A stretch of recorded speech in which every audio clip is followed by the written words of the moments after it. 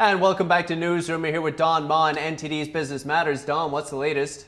Yeah, good to see you. You've been doing this for 3 hours. How are you doing? Feel great. Christmas spirit. Keep it All right. going. In light of that spirit, let me give you an update on shopping trends. Please. So MasterCard is saying that U.S. retail sales rose this year. They were up 3.8% from the start of November until Christmas Eve.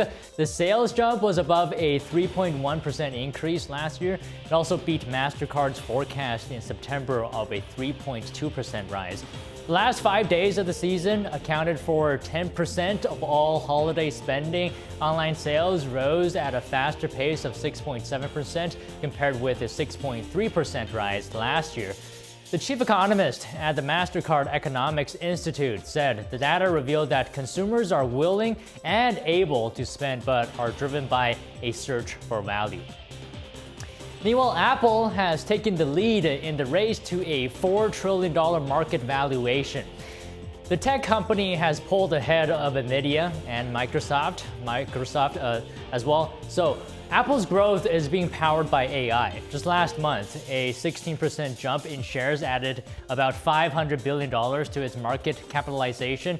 Investors are betting on the company's long-awaited artificial intelligence enhancements. Apple is currently hovering at just over $3.9 trillion. And an update in the Labor Department, labor market that is. First-time filings for unemployment held steady last week, indicating layoff activity remains low. That's according to a report from the U.S. Department of Labor released today. There were an estimated 219,000 initial jobless claims filed during the week ending December 21st. That's a drop of 1,000 from the week before. But despite that, the number of people receiving ongoing jobless benefits hit a 3-year high, and this is a signal that it's harder for job seekers to find work. Unemployment data can be highly volatile and is frequently revised, but it can provide a snapshot of what's happening in the labor market. With Big Lots closing, it has told Pennsylvania that more than 500 workers will be losing their jobs at a distribution center in the state. The discount retailer filed a WARN notice with the state. That's a worker adjustment and retraining notification, which requires employers to provide advance notice of a closing and mass layoffs. Big Lots announced that it does not anticipate an asset sale and will start going out of business sales at its remaining locations. Now, turning to an alarming discovery made after a plane landed in Maui. A dead body was found in the wheel well of a United Airlines jetliner. The flight departed from Chicago O'Hare International Airport. Authorities have not released more details about the deceased person. Officials confirmed the wheel well can only be accessed from the outside. Stowaways in wheel wells face extreme cold and a lack of oxygen. Temperatures can be as low as to minus 76 degrees Fahrenheit. Most stowaways in wheel wells do not survive these harsh conditions. In rare cases, stowaways have survived similar ordeals in the past. Last year, someone survived in an undercarriage bay on a flight to Paris. Cat owners, listen up. Northwest Naturals is recalling a batch of its pet food. The recall follows the death of a cat that ate a product contaminated with bird flu. The recall is for Northwest Naturals' 2-pound feline turkey recipe, raw frozen pet food. The company says the food tested positive for bird flu, and Oregon agriculture officials say that led to the death of a house cat. The recalled packages have best if used by dates of May 21st, 2026 and June 23rd, 2026. The pet food was sold in 12 states as well as British Columbia. Consumers who purchased it should immediately throw it out and contact the store for a full refund. The number of auto manufacturers donating millions of dollars to Donald Trump's inaugural committee is adding up. Toyota being the latest to join Ford and GM. NTD Shar Marshall has more details. Toyota Motor of North America is donating $1 million to President-elect Donald Trump's January 20th inauguration. Just one day after Detroit's Ford Motor and General Motors say they would give the same amount. Ford and GM are also contributing vehicles to the festivities, while Toyota is not planning to. What is Donald Trump's inaugural fund? Trump has a team to look after inaugural events. The Trump Advance Inaugural Committee Incorporated is a nonprofit 501c4 entity and has rights to accept limitless donations, according to a report on CBS News. Donating money to an inaugural fund doesn't create as much controversy as donating to a super PAC. The same auto manufacturers submitted donations to PACs on both political sides for 2023 and 2024 with the addition of Mercedes-Benz. But monetary amounts were much lower according to OpenSecrets.com. And those were the only auto manufacturers to donate to political action committees. Everybody wants to be my friend, Trump wrote in a December 19th post on his social media platform, Truth Social. The ride-hailing firm Uber Technologies and its CEO each donated $1 million to Trump's inaugural fund. Trump raised a record $106.7 million for his 2017 festivities, and Democratic President Joe Biden raised $61.8 million for his 2021 inauguration. Sean Marshall, NTD News.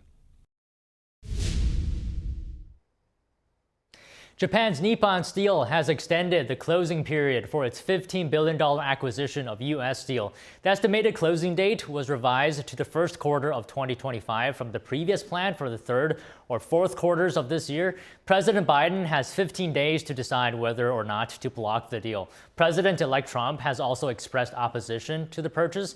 Nippon Steel says it's confident the acquisition will protect and grow U.S. steel. The Committee on Foreign Investment in the United States said Monday it was unable to reach a consensus on national security risks involved in the deal. And the World Bank has raised its forecast for China's economic growth for this year and the next year, but it warned that subdued household and business confidence and continued struggles in the property sector would keep weighing down the nation's GDP next year. The World Bank anticipates China's GDP growth to reach just under 5%, up from its June forecast, but under Beijing's set growth target, which the regime says it's confident in achieving.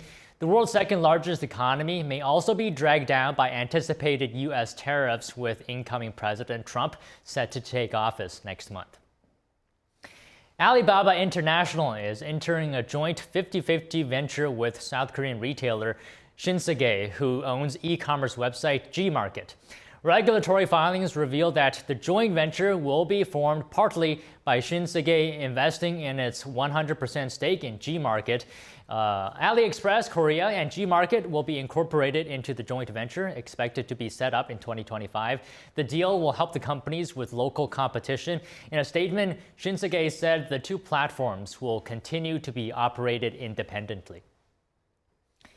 And a key ingredient for one of France's most famous pastries has gotten pricier across Europe. A chef in Paris says the rising cost of butter puts business owners like him under pressure. NTD's Andrew Thomas has more on the critical ingredient. Pastry chef Arnaud Delmontel rolls out dough for croissants and pain au chocolat. The pastries later emerge piping hot from the oven in his Paris bakery. In recent months, he has had to pay more for butter. He says the price has surged 25% since September, but he's refusing to make croissants with margarine, unlike some of his competitors. It's as if you were selling a Ferrari with a Dacia engine but presenting it as a Ferrari. At some point, it's not going to work. People will notice. Delmontel refuses to use the butter substitute. He says it's just not the real thing. At one point, manufacturers and maybe some bakers who were afraid their croissants would become too expensive started making croissants with margarine. They named it an ordinary croissant. But it's a distortion of what a croissant is. A croissant is made with butter. Across the European Union, the price of butter rose 19% on average from October 2023 to October 2024. For Delmontel, that means tighter profit margins. With my taxes, my employees, electricity, water, you have to manage that. On the one hand, you're expected to make your customers happy, but you also have to be a reasonable business owner if you want to survive in the long run. Andrew Thomas, NTD News.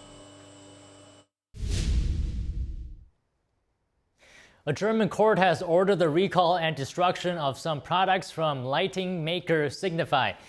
South Korea's Seoul Semiconductor said the Dutch company infringed on its patents. The court in Dusseldorf ordered distributor Conrad Electronic to comply or face a fine of up to $250,000 per violation.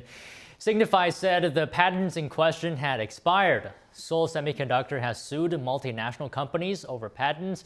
The South Korean company said it uses about 10% of its revenue for research and development. It holds more than 18,000 patents in light-emitting diode technology. A roadblock for Uber in Taiwan. The country's Fair Trade Commission has blocked a $950 million bid to acquire Delivery Hero's Food Panda business. Taiwan has been cracking down on massive mergers and was concerned about a monopoly in the market. Together, the duo already control 90% of Taiwan's food delivery sector. No word yet on whether Uber is planning to appeal the decision. China has approved the plan to build the world's largest hydropower dam in Tibet yesterday.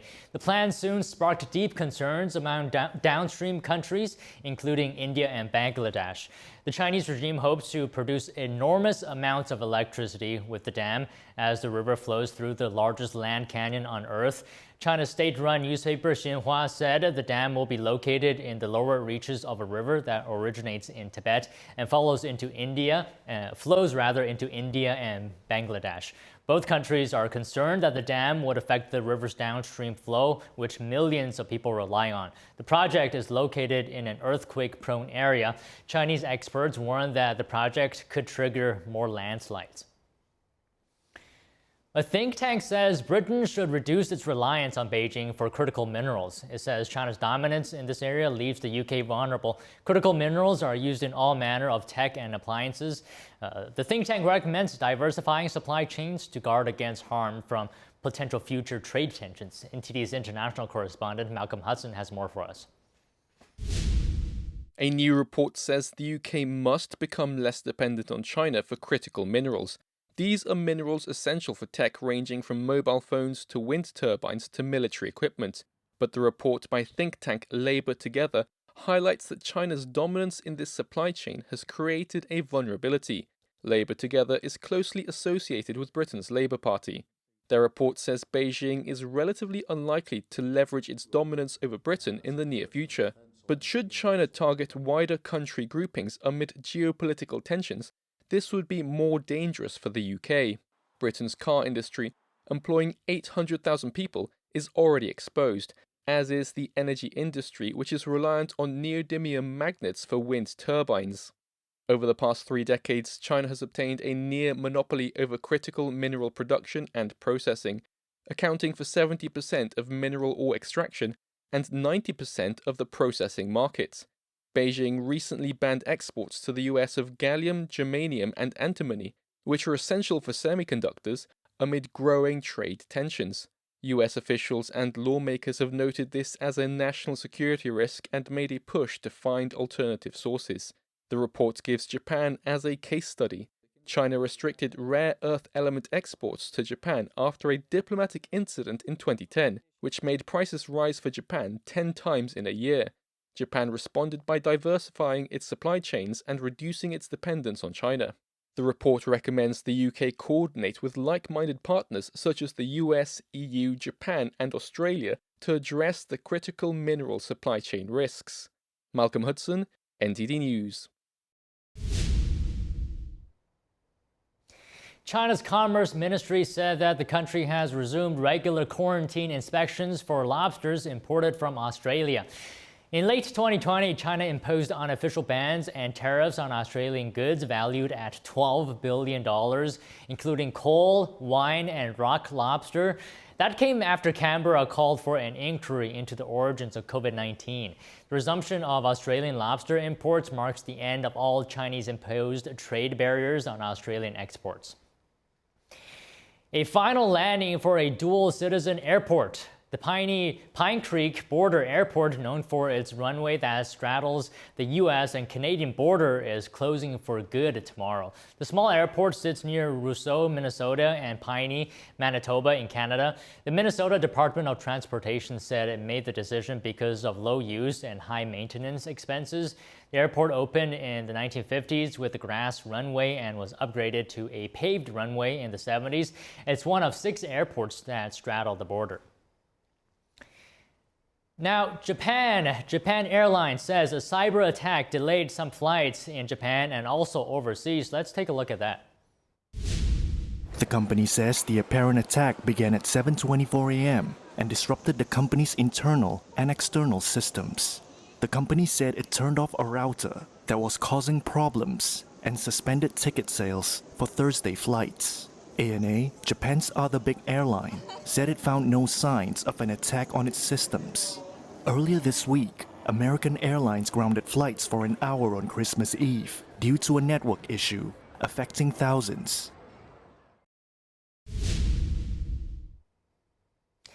Elon Musk posts about an economic fallacy that imagines the world's wealth as finite, like a fixed pie. Musk claims there is, quote, infinite potential for job and company creation. Here's the story.